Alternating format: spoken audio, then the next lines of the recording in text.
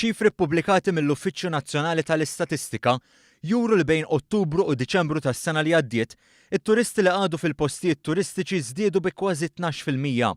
Fl-istess perjodu, l-ammont tal-jieli li qattaw it-turisti f'dawn il-postijiet żdiedu b'aktar minn 8%.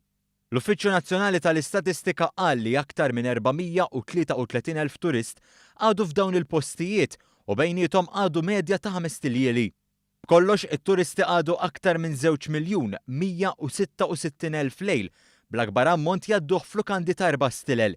Iċ-ċifri juru wkoll li l-użu tas-sodod kien ta' kważi 60%, żieda ta' 1.4 punti perċentwali meta mqabbel mal-istess perjodu s-sena li għaddiet. L-istatistika turi wkoll żieda ta' kważi 14% fl-ammont ta' turisti li għadu f'postijiet ta' akkomodazzjoni f'Għawdex. L-NSO żied jgħid li s-sena li għaddiet l-ammont ta' viżitaturi f'dawn l-akkomodazzjonijiet qabeż il-1.8 miljun li tfisser żieda ta' 13%. Fl-istess waqt, l-ammont tal-jieli kważi laħaq id-9.6 miljun li tfisser żieda ta' kważi 7%. B'reazzjoni għal dawn ir-riżultati, il-Kap Eżekuttiv tal-Awtorità Maltija għat-Turiżmu Paul Buġejja innota li pajjiżna qed jindirizza l-isfida tal-istaġjonalità. Qal li Malta qed tiġi rriklamata b'suċċess u dan qed isarraf l-ammont ta' viżitaturi tul is-sena kollha.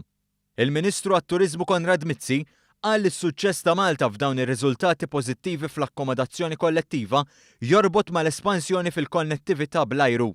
Semma 8 rotot ġodda minn 7 pajjiżi differenti li bdew joperaw minn u lejn Malta s-sena li għaddiet biex bekk żdiedu ma' netwerk estensiv li taqqat lil Malta ma' swieq differenti u li waslu aktar turisti lejn akkomodazzjonijiet kollettivi f'Malta u Għawdex.